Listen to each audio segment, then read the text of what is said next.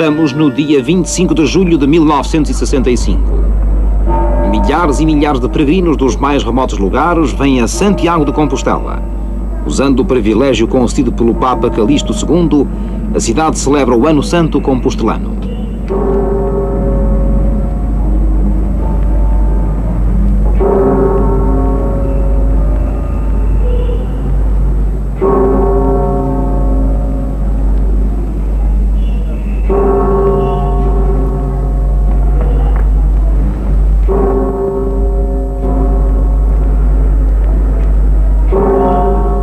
A luz de cada pequeno círio é uma chama de fé. O peregrino vive da fé e por ela deixa tudo, arrastado por aquela luz que atrai a sua alma para a purificar. Aqui em Compostela repousa Santiago, apóstolo de Nosso Senhor e Salvador, irmão do apóstolo João Evangelista, filhos de Zebedeu. Segundo a tradição, Santiago pregara o cristianismo em Espanha e fora degolado ao voltar a Jerusalém. Os seus fiéis discípulos transportaram numa barca as relíquias do santo e trouxeram-nas para a Galiza. Descobertas mais tarde, no ano de 813, logo o rei de Espanha, Afonso II o Casto, mandou edificar um templo e um mosteiro no local onde mais tarde haveria de erguer-se a cidade e o santuário.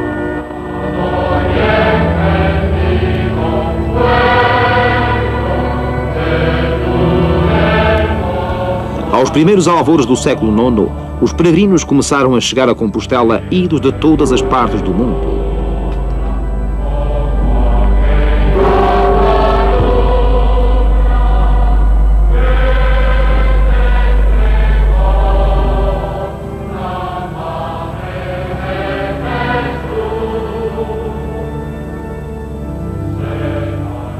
Segundo a lenda, alguns olhavam o céu e as estrelas para se guiarem no caminho que os levaria à Cidade Santa e a ajoelharem no túmulo do apóstolo.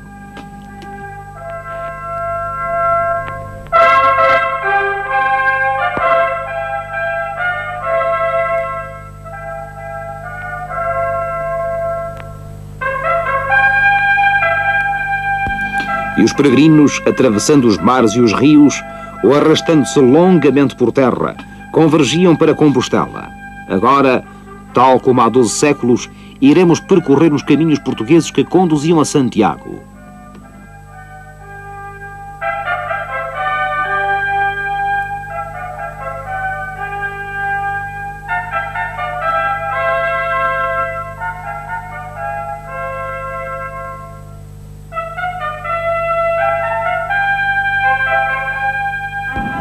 Comecemos em Lisboa.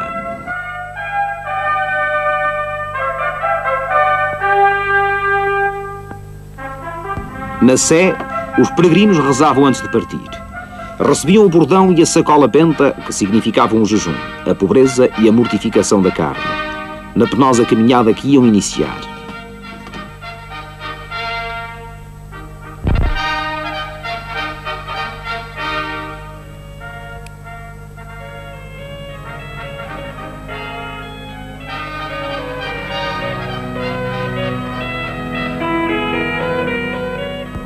O Mosteiro dos Jerónimos, joia arquitetónica do século XV a desafiar os tempos, lembra-nos o peregrino régio que também calcorreou os caminhos de Santiago, ao rei Dom Manuel I.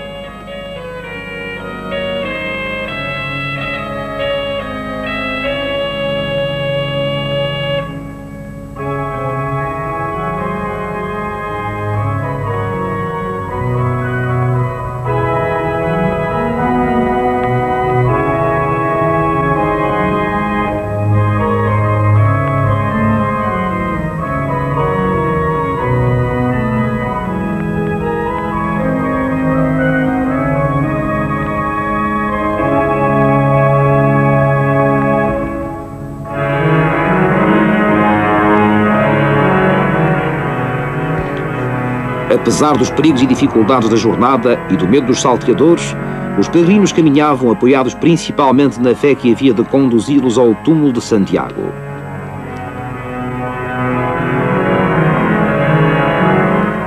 Nas Caldas, mandou a rainha Dona Leonor, mulher de Dom João II, construir este hospital em 1485. Era assim fundado o Hospital da Rainha, a primeira misericórdia portuguesa, destinada a receber e cuidar dos peregrinos. Dona Leonor, rainha de virtuosas qualidades, também foi um dia de jornada a Compostela. Alcobaça era outro ponto de paragem, na longa caminhada até à Galiza. No mosteiro cisterciense albergavam-se os peregrinos. A todos era dada cama, comida e de beber apenas por uma noite. Aos sábados, porém, e nas vésperas de festividades religiosas, eles poderiam ficar por mais outra noite antes de prosseguirem. A igreja recebia as orações dos peregrinos e acolhia os seus corpos cansados pela piedosa jornada.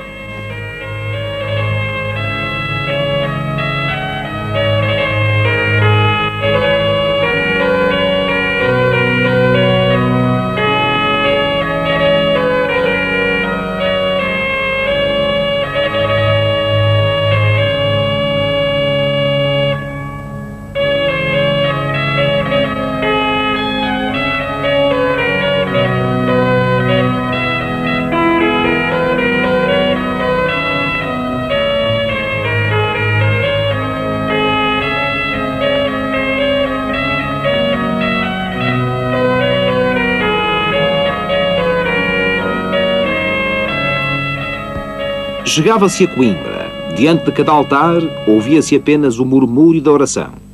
Léguas e léguas separavam ainda o peregrino do termo da sua viagem, mas ele não desfalecia. Compostela, a cidade do apóstolo, a mais feliz e a excelsa de todas as cidades de Espanha, já estava agora mais perto.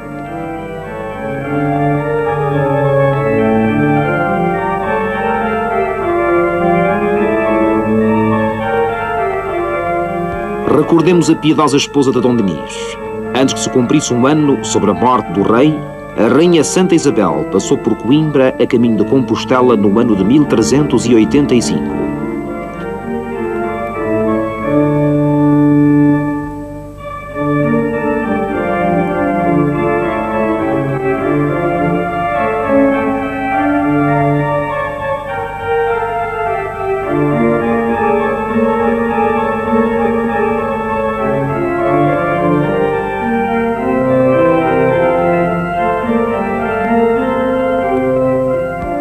As velhas estradas romanas e os caminhos desertos e ásperos marcavam a passagem dos romeiros.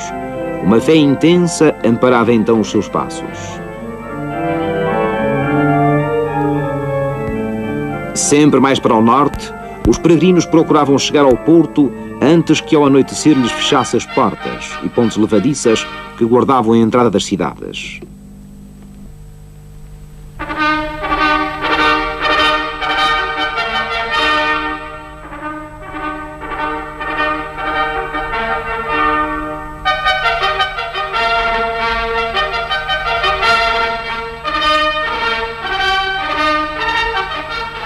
E porque a longa caminhada era de oração, detinham-se nos templos, invocando a proteção divina. Desde 1120, muitos peregrinos se haviam ajoelhado já na igreja de Cedo Feita.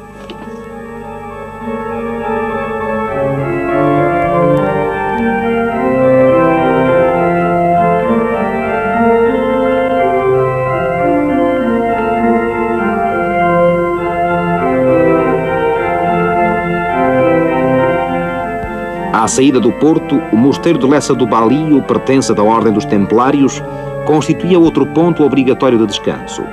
A importância de Compostela havia ficado de geração em geração na linguagem pitoresca do povo que cantava: Santiago da Galiza é um cavaleiro forte, e quem lá não for em vida há de lá ir depois da morte.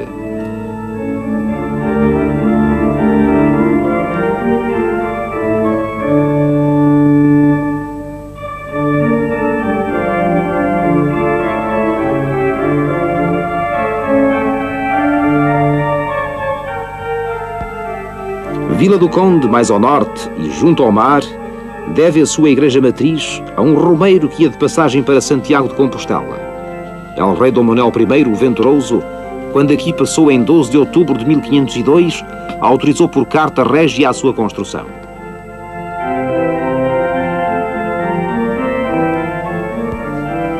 A mesma fé irmanava os peregrinos, qualquer que fosse a sua condição. Dom Manuel I, com o seu séquito, também percorreu as rotas que demandavam a Galiza, para se ir ajoelhar no túmulo do apóstolo. O caminho prosseguia sempre, rumo ao norte. Em Rates, no concelho da Póvoa de Varzim, esta velha igreja românica, mandada erigir pelo conde Dom Henrique, foi dedicada ao Orago São Pedro. 9 séculos rolaram sobre as pedras trabalhadas deste velho templo. Elas foram testemunhas mudas da passagem de muitos romeiros.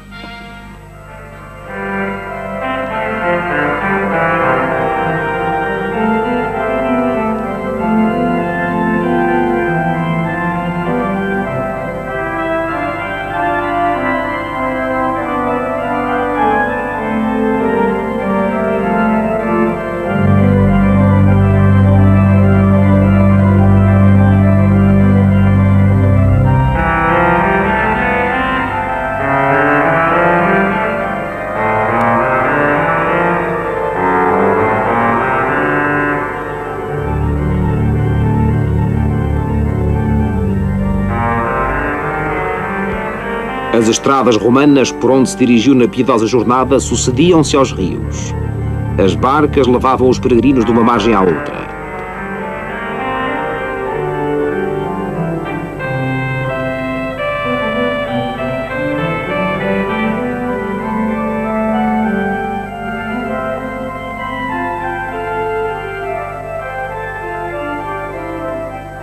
E os remos batiam a cadência de uma caminhada que os pés não podiam fazer.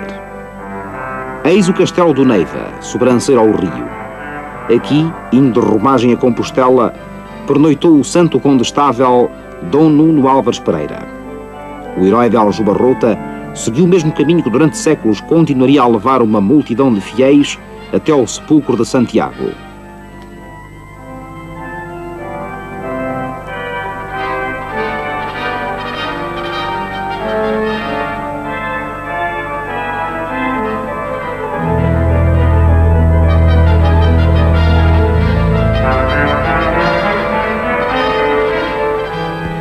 Viana do Castelo, a princesa do Lima, proporcionava aos que iam em romagem um outro ponto de repouso.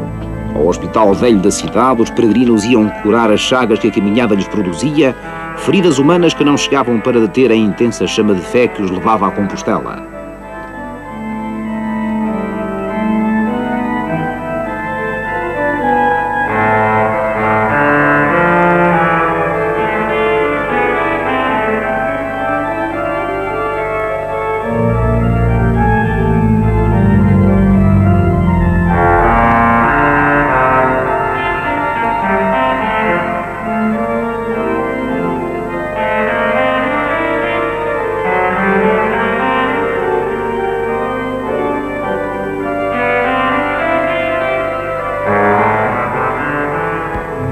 Mais além, no caminho que conduzia à fronteira, em São Pedro da Torre, surge este belo exemplar de ponte românica.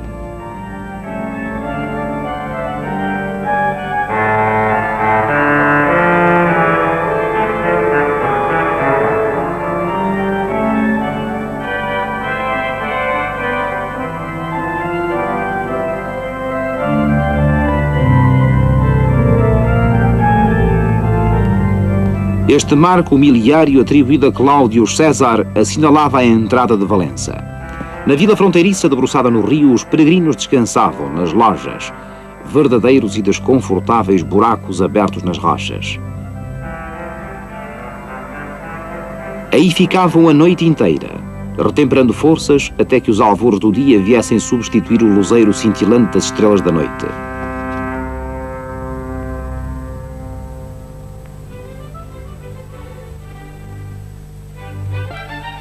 Depois atravessavam o rio Minho em direção à Espanha. Nem todos, porém, seguiam este trajeto. Nos mapas de então, traçava-se um segundo caminho de Santiago.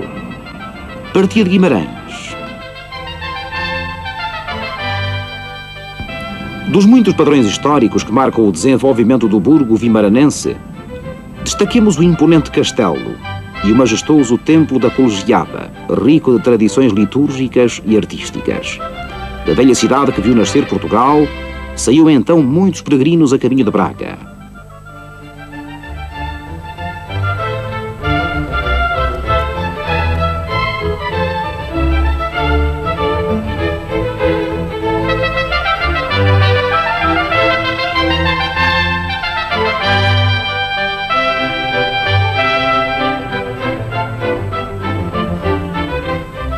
Era inevitável que numa jornada piedosa se erguessem os barcos de fé como guia dos romeiros.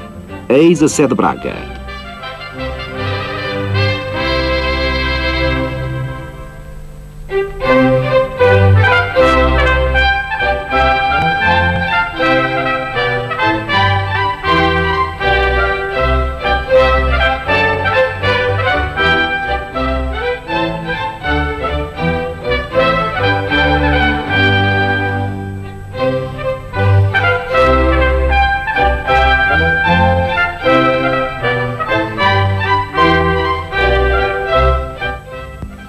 No seu interior, na capela de Nossa Senhora da Glória, este túmulo que guarda os restos mortais de Dom Gonçalo Pereira, avô do Santo Condestável, mostra um curioso pormenor. Em todo o baixo relevo que o rodeia, vemos que Santiago é o único santo que se conserva de chapéu na cabeça, em sinal de respeito e veneração do autor pela figura do apóstolo.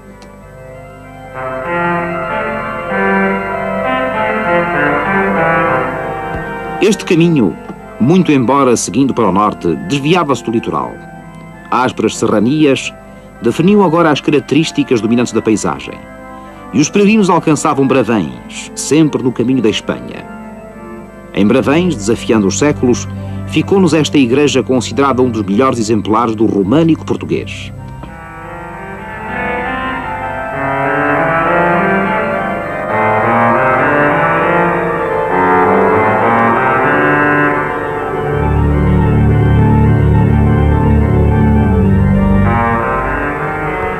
O rei Dom Manuel, com seu séquito, escolheu este caminho para alcançar Compostela.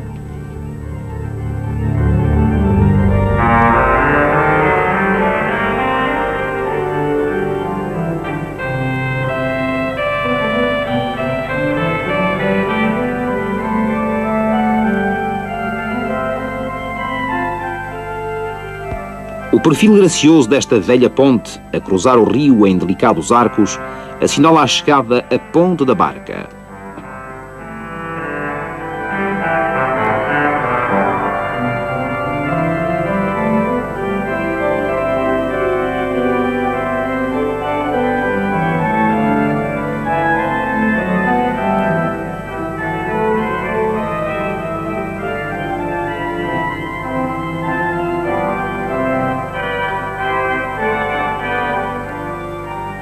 Segundo a tradição, duas pedras singelas, que ainda hoje se conservam na frontaria da casa de Maria Lopes, representam o rei e a rainha sua augusta esposa que em Ponte da Barca descansaram. Aqui dormiu ao rei no ano de 1502.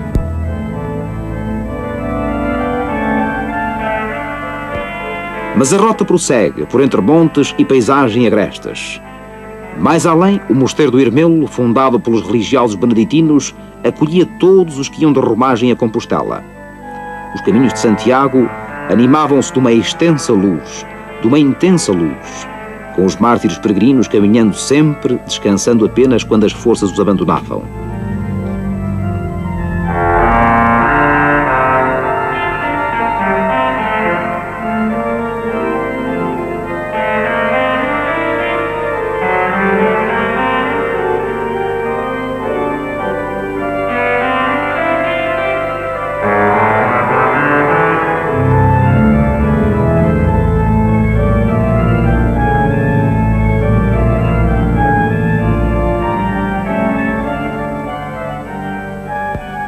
Para lá da serra, passado o Lindoso, já se avistava a Espanha. E no coração da Galiza, Santiago de Compostela era o termo da jornada. A rudeza do caminho, que rodeava agora o perfil agreste das serranias, cheio de perigos em cada passada, transformava os peregrinos em verdadeiros mártires.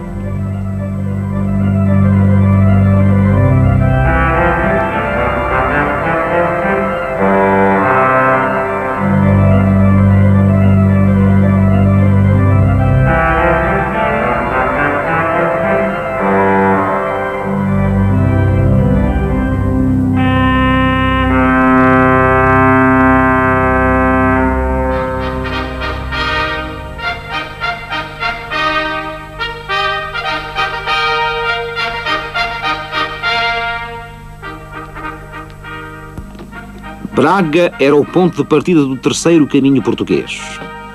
Saía-se da cidade pela Ponte do Prado e demandava-se a Correlhã.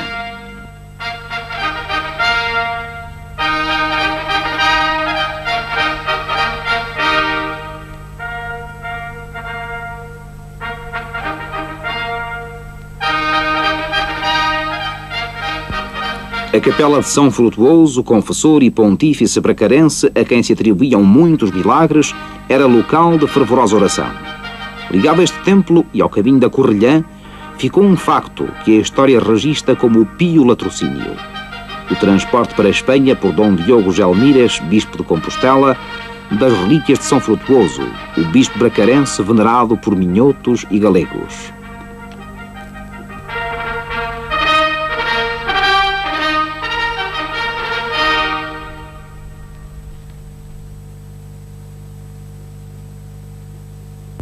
Ponte do Lima surgia depois, a caminho da fronteira, majestosa na sua ponta airosamente debruçada sobre o rio. Sobraçando a esportela das magras provisões, apoiados ao bordão que marcava a cadência de uma caminhada penosa, os peregrinos ansiavam por chegar, mas muitas léguas faltavam ainda percorrer.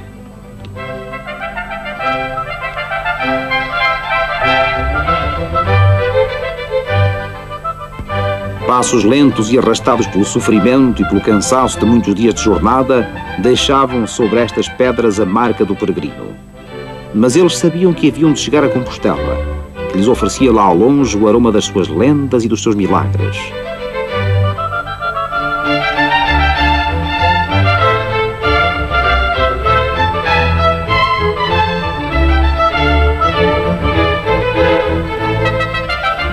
A igreja de Rubiães, fundação românica do século XII, era um dos muitos padrões que a fé colocara no caminho para Santiago.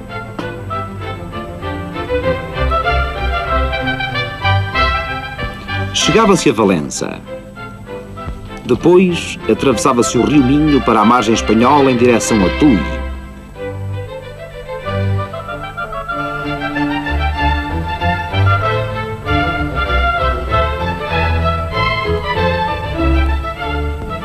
Na cidade fronteiriça de Tui, ergue-se a sobranceira ao Minho a sua bela catedral de estilo gótico.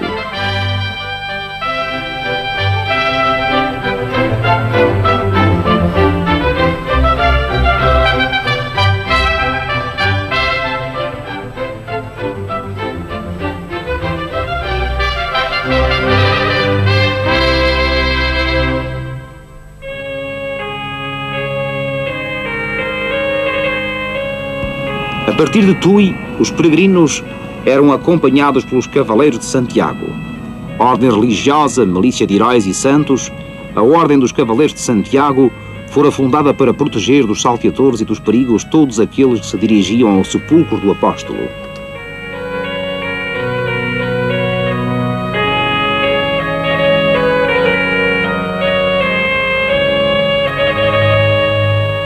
Compostela estava próxima. Uma nova paragem, na cidade espanhola de Pontevedra, restaurava as forças para o final da jornada. Contemplando as igrejas, os velhos arcos adormecidos, ou as típicas ruas de Pontevedra, onde sobressaem as graciosas varandas, admiramos ao mesmo tempo centenas de anos de tradição e um dos muitos caminhos que conduziam a Santiago de Compostela. O caminho aparece-nos então como um laço, que foi unindo século após século gentes muito diversas dentro do mesmo ideal religioso.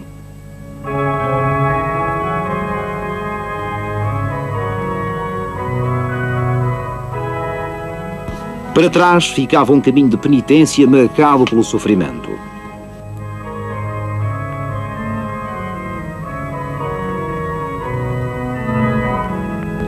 Tão famosa como Roma e quase tanto como Jerusalém, chegava-se finalmente a Santiago de Compostela, suprema expressão da harmonia, encruzilhada de fé, centro de peregrinações de todo o mundo. O caminho de Santiago findava junto da sua bela catedral. Uma vez mais, a dureza da caminhada refletia-se nos peregrinos que iam ao hospital tratar das suas feridas.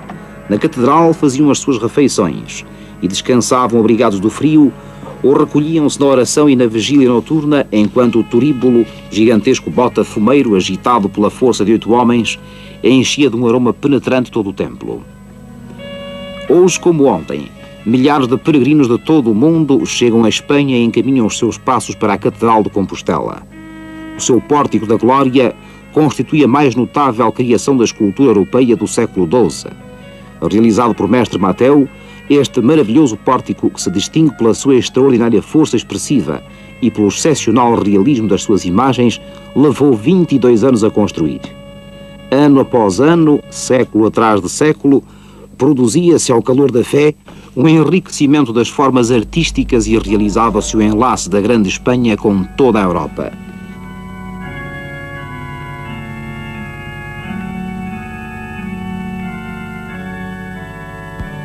Doze séculos volvidos, a fé que animou as multidões a trilhar os mais difíceis caminhos não se extinguiu ainda.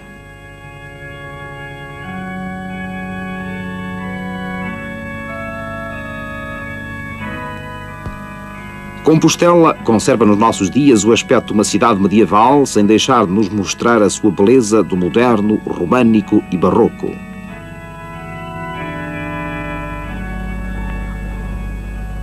A grandeza e universalidade de Santiago, o santo patrono das Espanhas, recolhido na catedral no seu túmulo de prata, perpetua-se no intenso movimento das peregrinações vindas como outrora através de toda a Europa. Compostela, cidade monumental e formosa de torres, mosteiros, templos, hospitais e palácios, continua a ser o foco de fé, história e cultura ecuménica a irradiar da Espanha para todo o mundo.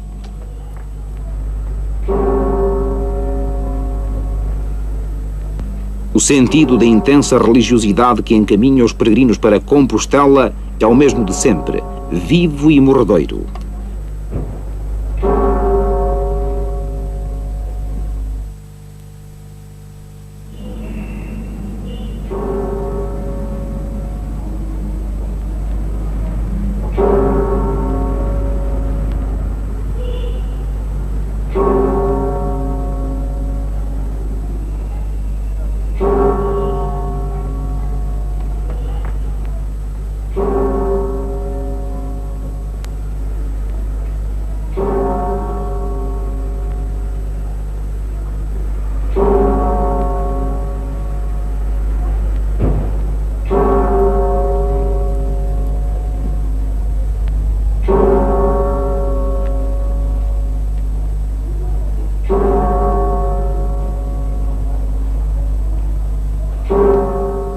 A catedral, de torres esguias apontando o céu, perde-se no alaranjado poente de cada dia compostelano para renascer com a alvorada da manhã seguinte como o padrão de fé das gentes ao apóstolo que cristianizou a Espanha.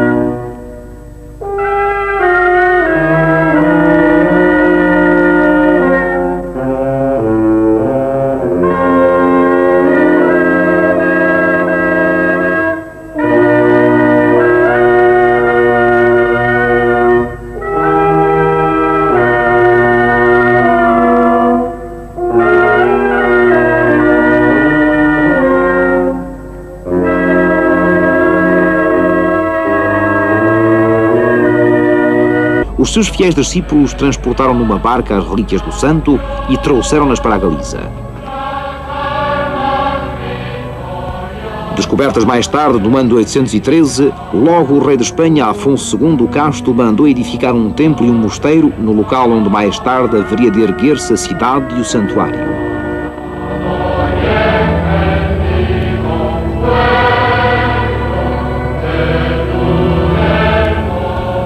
primeiros alvores do século IX, os peregrinos começaram a chegar a Compostela idos de todas as partes do mundo.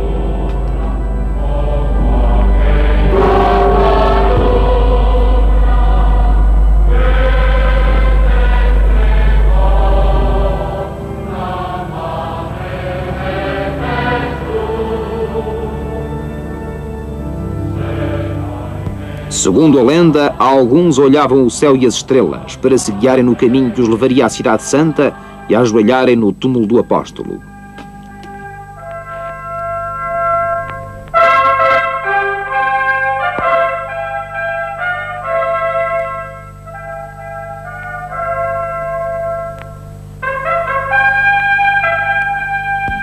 E os peregrinos, atravessando os mares e os rios, ou arrastando-se longamente por terra, convergiam para Compostela. Agora, tal como há 12 séculos, iremos percorrer os caminhos portugueses que conduziam a Santiago.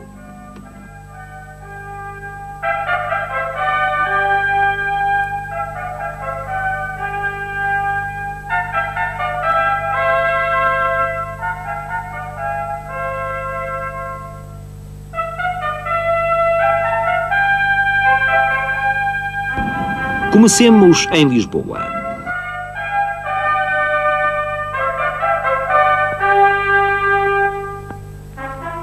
Na Sé, os peregrinos rezavam antes de partir. Recebiam o bordão e a sacola benta, que significavam o jejum, a pobreza e a mortificação da carne, na penosa caminhada que iam iniciar.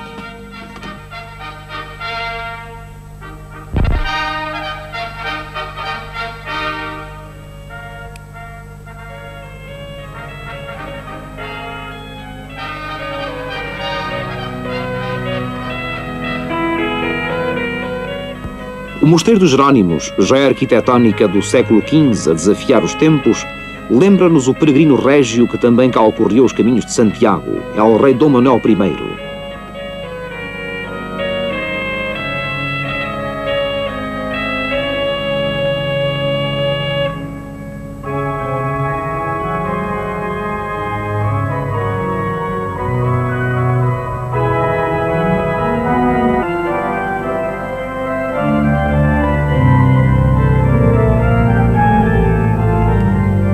Este marco miliário atribuído a Cláudio César assinalava a entrada de Valença.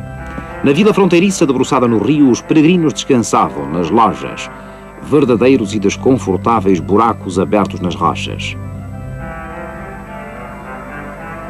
Aí ficavam a noite inteira, retemperando forças até que os alvores do dia viessem substituir o luzeiro cintilante das estrelas da noite.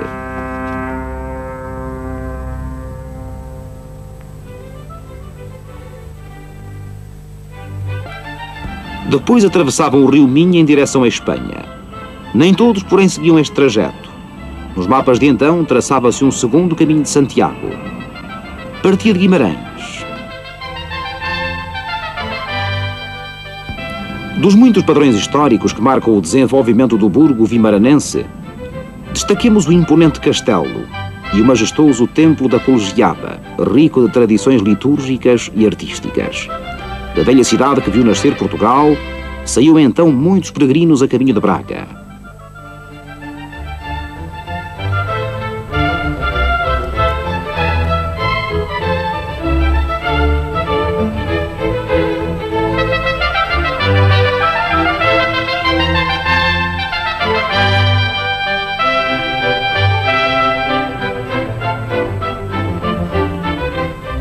Era inevitável que numa jornada piedosa se erguessem os marcos de fé como guia dos romeiros. Eis a sé de Braga.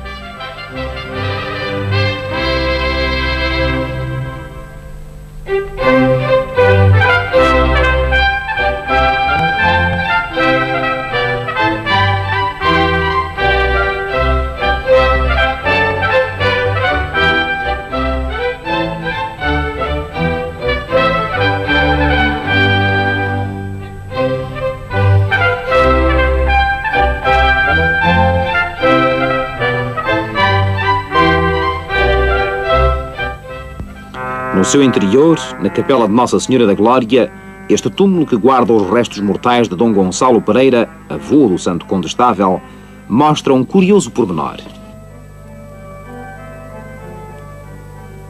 Em todo o baixo relevo que o rodeia, vemos que Santiago é o único santo que se conserva de chapéu na cabeça, em sinal de respeito e veneração do autor pela figura do apóstolo.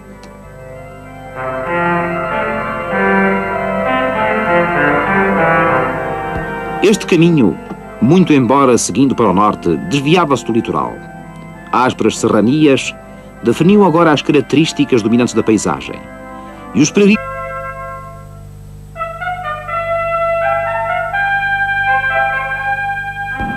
Comecemos em Lisboa.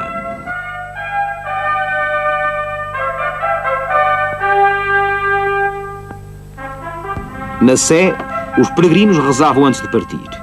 Recebiam o bordão e a sacola benta, que significavam o jejum, a pobreza e a mortificação da carne, na penosa caminhada que iam iniciar.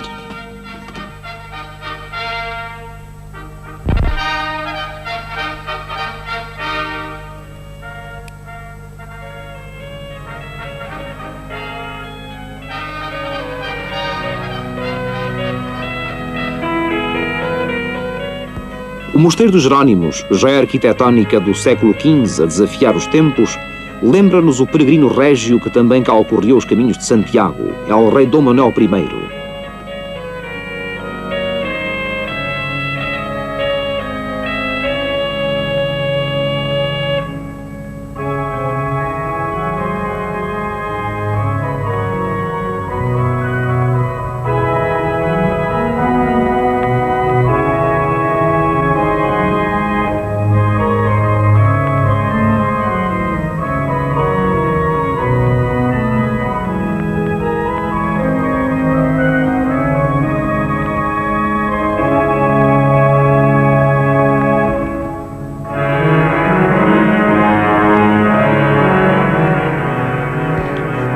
Apesar dos perigos e dificuldades da jornada e do medo dos salteadores, os peregrinos caminhavam apoiados principalmente na fé que havia de conduzi-los ao túmulo de Santiago.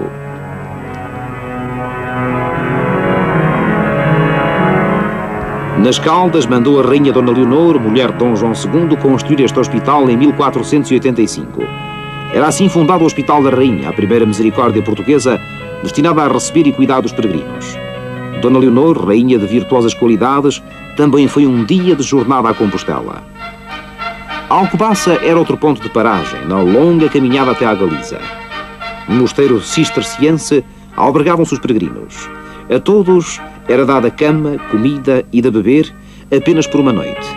Aos sábados, porém, e nas vésperas de festividades religiosas, eles poderiam ficar por mais outra noite antes de prosseguirem. A igreja recebia as orações dos peregrinos e acolhia os seus corpos cansados pela piedosa jornada.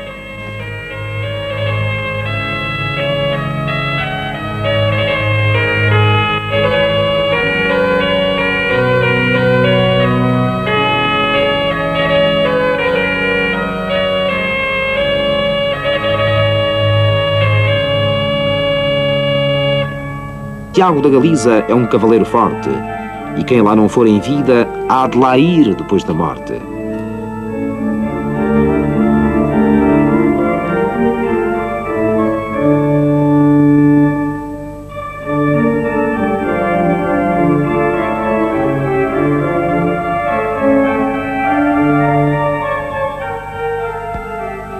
Vila do Conde, mais ao norte e junto ao mar, deve a sua igreja matriz a um romeiro que ia de passagem para Santiago de Compostela. É o rei Dom Manuel I, o Venturoso, quando aqui passou em 12 de outubro de 1502, autorizou por carta régia a sua construção.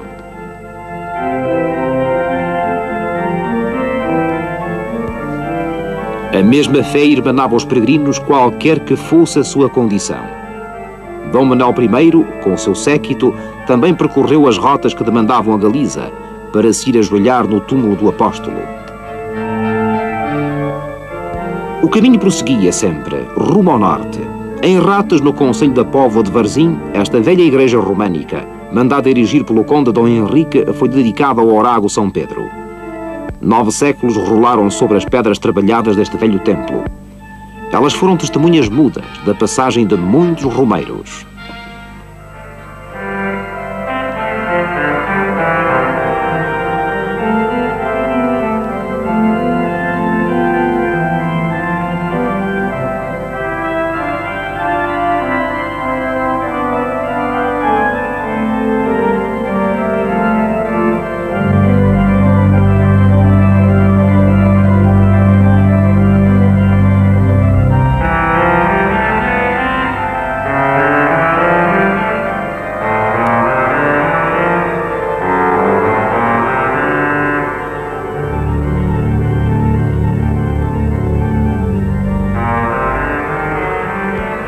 As estradas romanas por onde se dirigiu na piedosa jornada sucediam-se aos rios.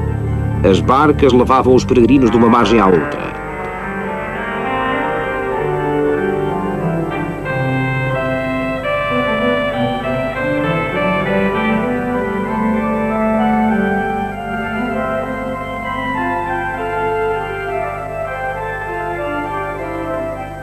E os remos batiam a cadência de uma caminhada que os pés não podiam fazer. Eis o castelo do Neiva, sobranceiro ao rio. Aqui, indo de romagem a Compostela, pernoitou o santo condestável Dom Nuno Álvares Pereira. O herói de Aljubarrota seguiu o mesmo caminho que durante séculos continuaria a levar uma multidão de fiéis até ao sepulcro de Santiago.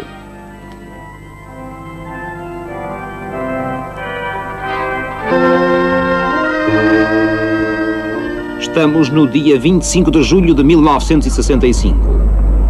Milhares e milhares de peregrinos dos mais remotos lugares vêm a Santiago de Compostela. Usando o privilégio concedido pelo Papa Calixto II, a cidade celebra o Ano Santo Compostelano.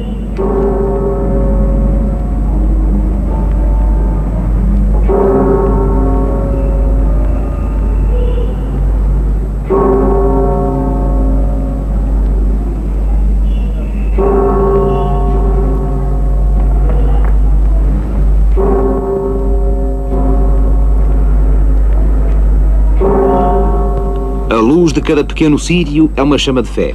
O peregrino vive da fé e por ela deixa tudo, arrastado por aquela luz que atrai a sua alma para a purificar. Aqui em Compostela repousa Santiago, apóstolo de Nosso Senhor e Salvador, irmão do apóstolo João Evangelista, filhos de Zebedeu. Segundo a tradição, Santiago pregara o cristianismo em Espanha e fora degolado ao voltar a Jerusalém. Os seus fiéis discípulos transportaram numa barca as relíquias do santo e trouxeram-nas para a Galiza. Descobertas mais tarde, no ano de 813, logo o rei de Espanha, Afonso II o Casto, mandou edificar um templo e um mosteiro no local onde mais tarde haveria de erguer-se a cidade e o santuário.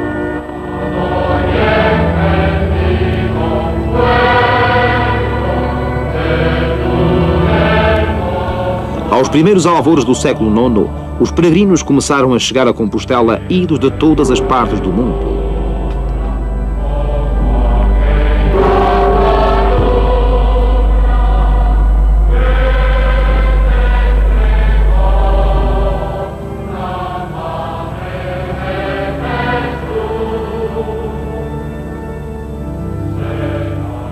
Segundo a lenda, alguns olhavam o céu e as estrelas para se guiarem no caminho que os levaria à Cidade Santa e a ajoelharem no túmulo do apóstolo.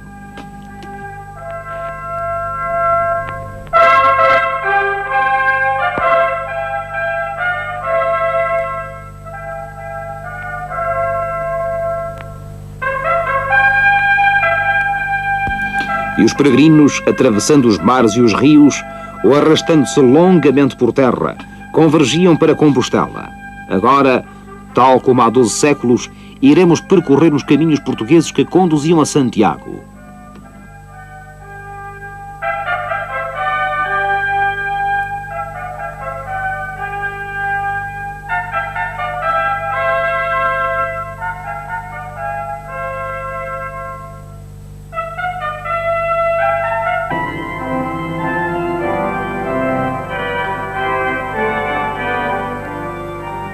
Segundo a tradição, duas pedras singelas, que ainda hoje se conservam na frontaria da casa de Maria Lopes, representam o rei e a rainha, sua augusta esposa, que em ponte da barca descansaram. Aqui dormiu ao rei no ano de 1502.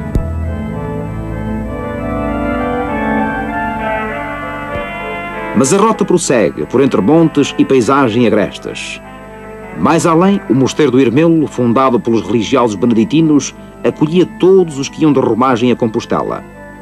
Os caminhos de Santiago animavam-se de uma extensa luz, de uma intensa luz, com os mártires peregrinos caminhando sempre, descansando apenas quando as forças os abandonavam.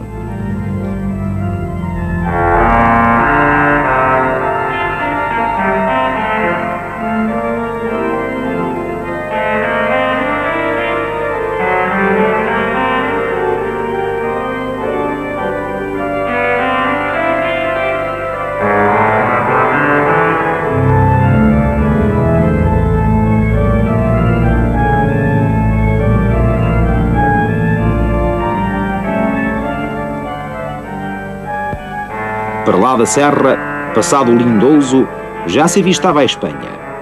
E no coração da Galiza, Santiago de Compostela era o termo da jornada. A rudeza do caminho, que rodeava agora o perfil agreste das serranias, cheio de perigos em cada passada, transformava os peregrinos em verdadeiros mártires.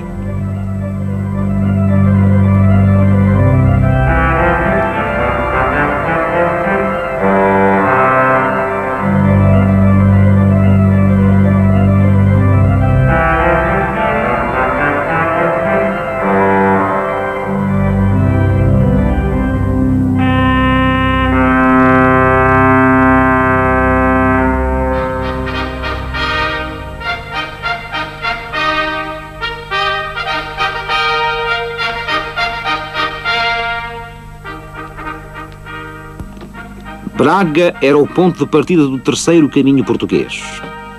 Saía-se da cidade pela Ponte do Prado e demandava-se a Correlhã.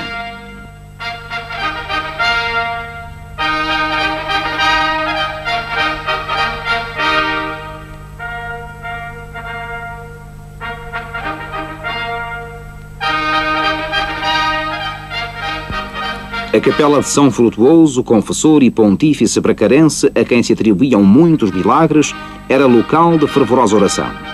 Ligado a este templo e ao caminho da Correlhã, ficou um facto que a história registra como o Pio Latrocínio. Segundo a lenda, alguns olhavam o céu e as estrelas para se guiarem no caminho que os levaria à Cidade Santa e a ajoelharem no túmulo do apóstolo.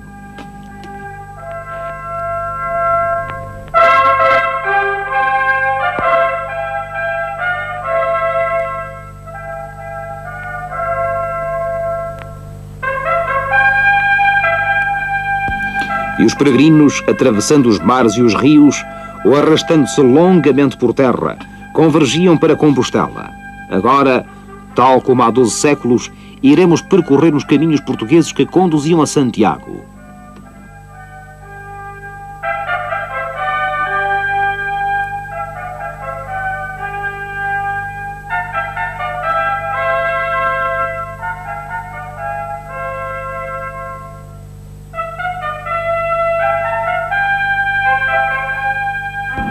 Comecemos em Lisboa.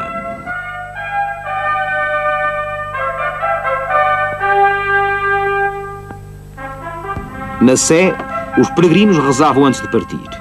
Recebiam o bordão e a sacola benta, que significavam o jejum, a pobreza e a mortificação da carne, na penosa caminhada que iam iniciar.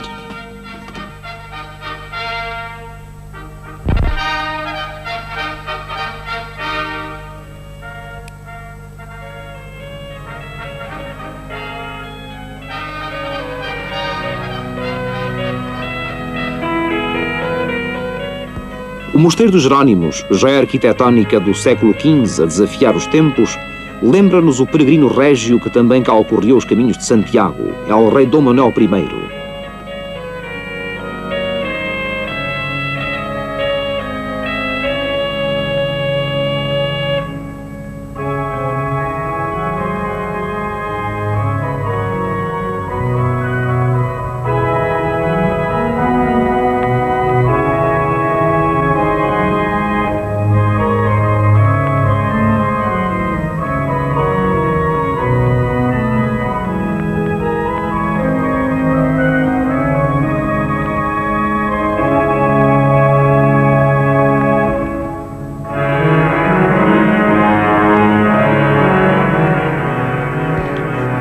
Apesar dos perigos e dificuldades da jornada e do medo dos salteadores, os peregrinos caminhavam apoiados principalmente na fé que havia de conduzi-los ao túmulo de Santiago.